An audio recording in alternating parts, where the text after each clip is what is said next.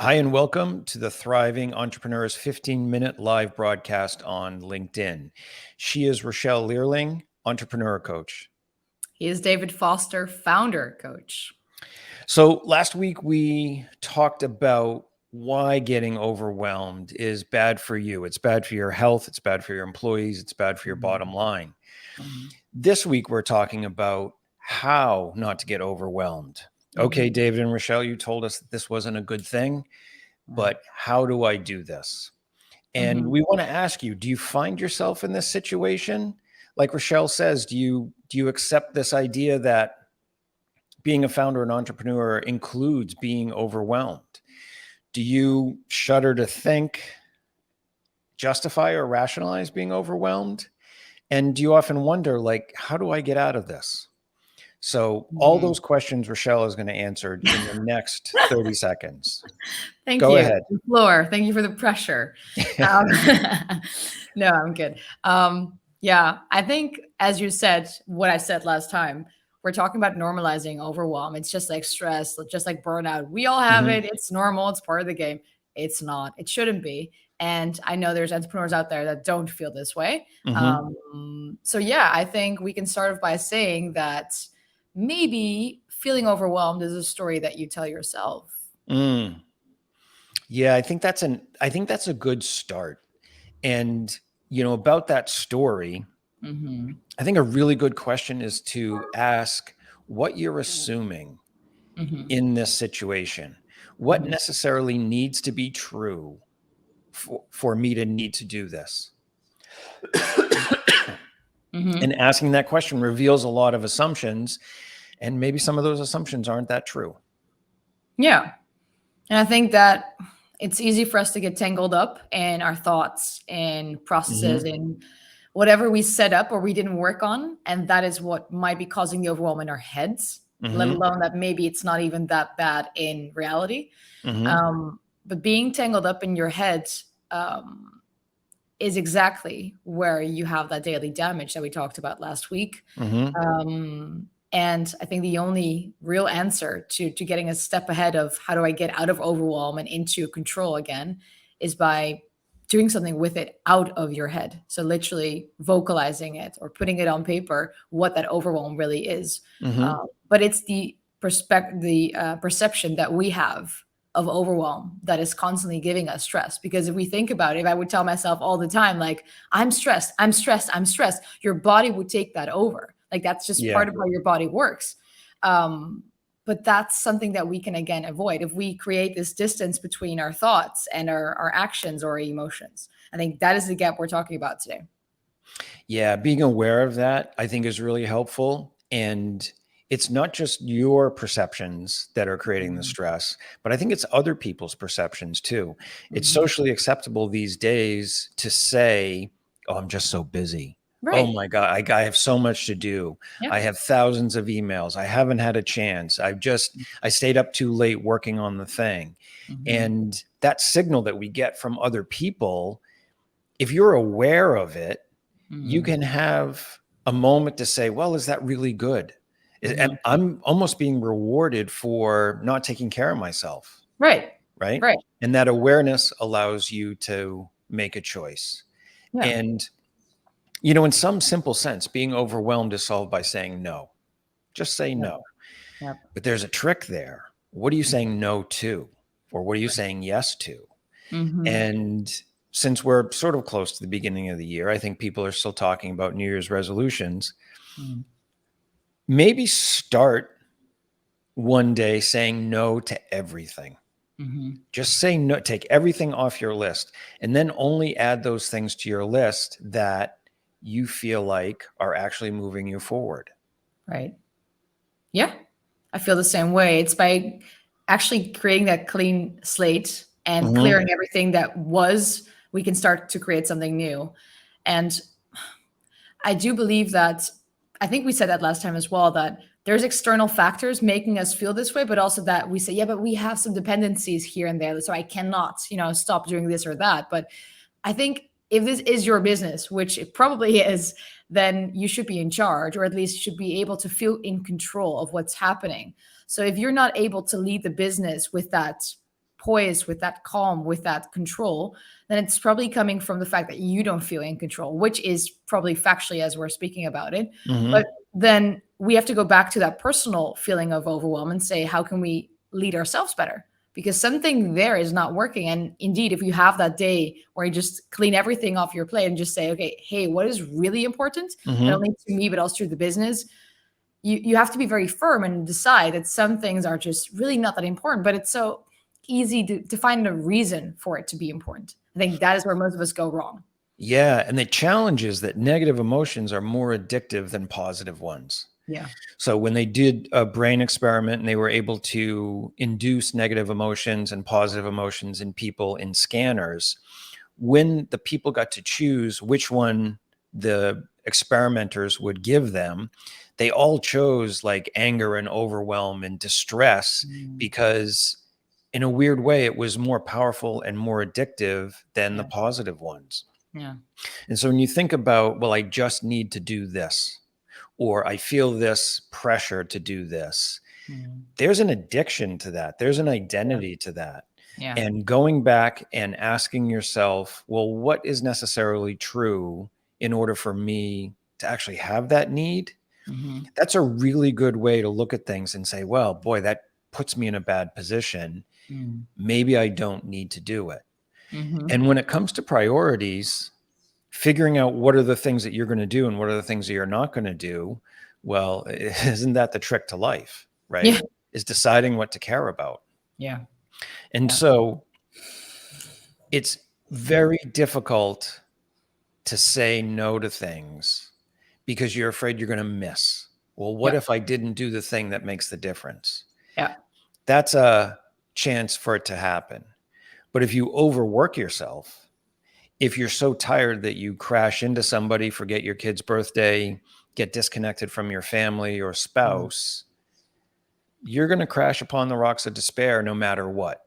Yep. So it's almost like one of those difficult decisions, like pick what's hard for you. Yep. And I think what you're basically saying here is that we have to decide.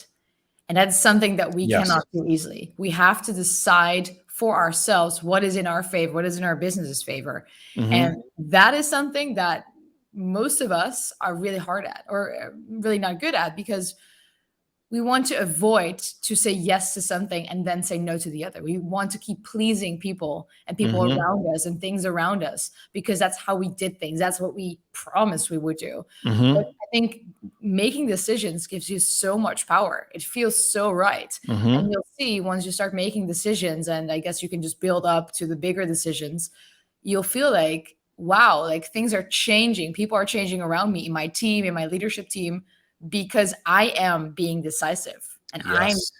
being me and taking me um, for like as a first, as a priority.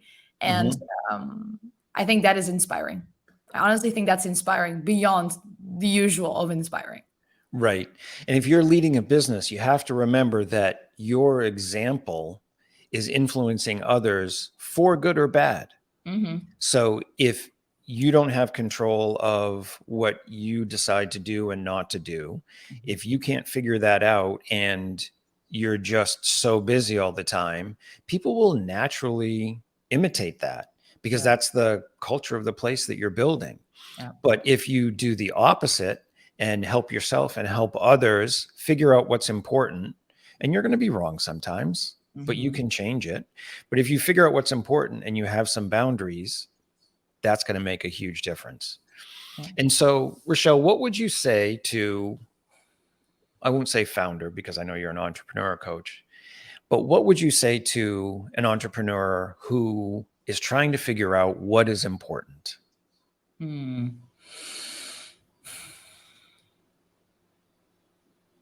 I honestly think that what the common entrepreneur does on the day to day, 80% of it is really not that important. Hmm. I think that we plan our days with meetings that should not even be on our plate. We have to dos that are not that important for this day or this week. I think we make ourselves feel important and feel busy in order to stay relevant.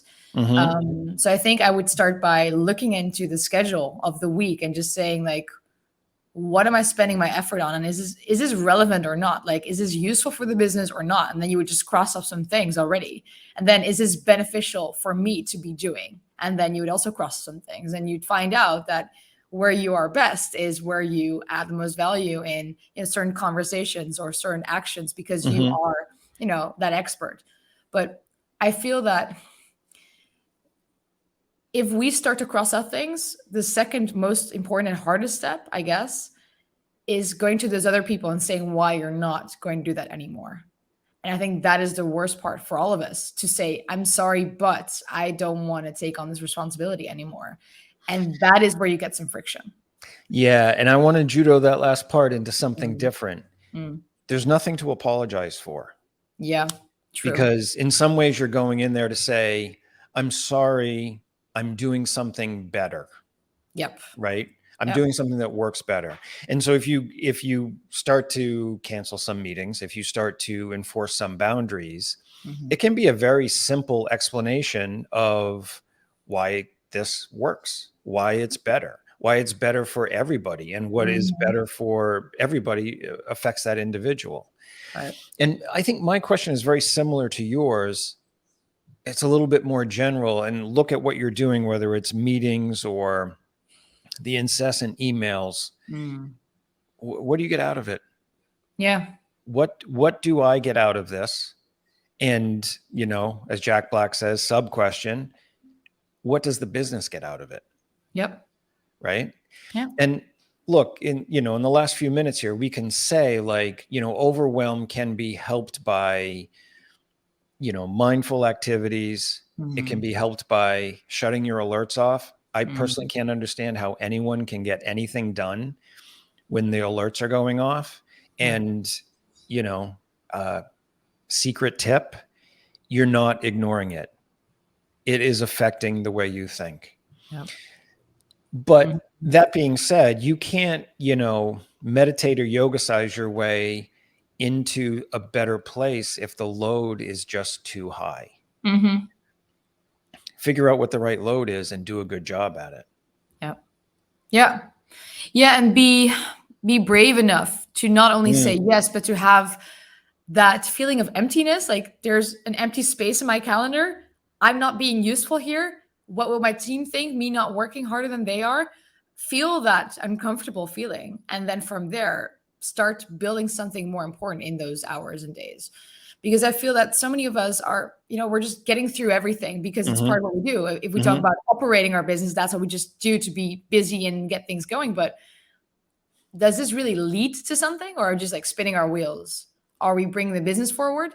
And if we are bringing the business forward, then our role changes with that. If our business improves, then so should we improve our roles. So I think this is just part of the natural process of growing a business. And we should just admit to that, acknowledge that, and go with it. And move on. Yeah. Yeah. And is that really true, that I'm not working as hard as my team is?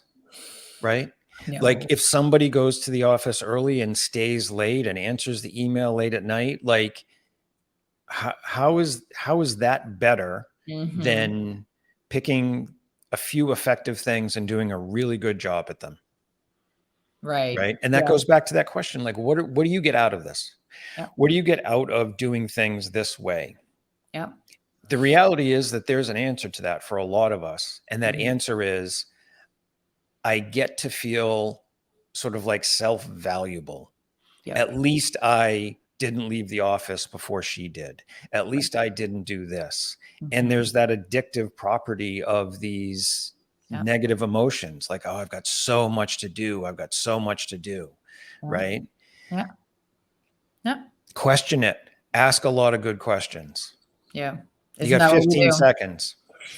I didn't see any of these comments. Thanks for Adriana. Thank I've you for only the seen one. reminder. Yeah. It's important. Is it good for me, the business? Yep.